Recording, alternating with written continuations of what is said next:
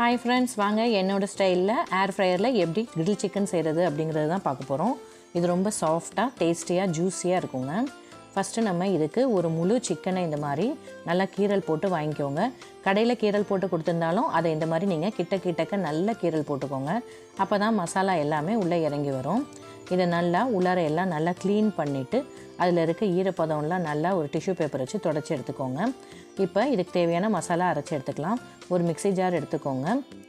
இது கூட 10 பல் பூண்டு எடுத்துக்கோங்க. ஒரு 2 இன்ச் அளவுக்கு இஞ்சியை தோல் சீவிட்டு கட் பண்ணி எடுத்துக்கோங்க. கூடவே 2.5 ஸ்பூன் அளவுக்கு மிளகுத்தூள் சேர்த்துக்கோங்க.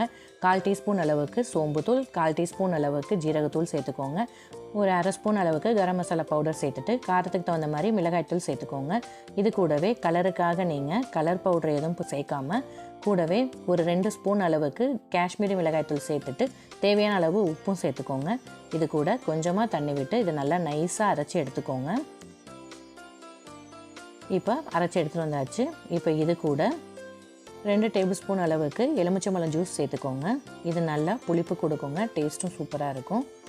இதிலேயே கொஞ்சமாக ஒரு 1/4 கப் அளவுக்கு தயிர் சேர்த்துக்கோங்க. தயிர் நல்லா கெட்டியாக இருக்க மாதிரி பார்த்துக்கோங்க. இதையும் நல்லா நைஸாக இந்த மாதிரி அரைச்சி எடுத்துக்கோங்க. இப்போ அவ்வளோதான். இப்போ நமக்கு மசாலா வேண்டியது ரெடி ஆகிடுச்சு. இப்போ இது கூட நீங்கள் விருப்பப்பட்டீங்க அப்படின்னா கொஞ்சமாக கஸ்தூரி மெத்தி சேர்த்துக்கிட்டீங்க அப்படின்னா ரொம்ப டேஸ்ட்டு, அதோட வாசம் சூப்பராக இருக்குங்க. இதையும் ஒரு அரை அரைச்சி எடுத்துக்கலாம். அவ்வளோதான், நமக்கு தேவையான மசாலா ரெடி ஆகிடுச்சு. இப்போ இதை நம்ம கட் பண்ண அந்த சிக்கனில் நல்லா இந்த மாதிரி அந்த ஹோல் போட்டிருக்கோம்ல அந்த இடத்துலலாம் கீரல்லாம் நல்லா தேய்ச்சி விட்டுருங்க. ஃபுல்லாக இது மசாலா ஃபுல்லாக நல்லா பரவுற மாதிரி நல்லா தேய்ச்சாச்சு. இப்போ இது அந்த விங்ஸ் இருக்குது பாருங்கள், அதை இந்த மாதிரி இழுத்து நல்லா கட்டிடுங்க.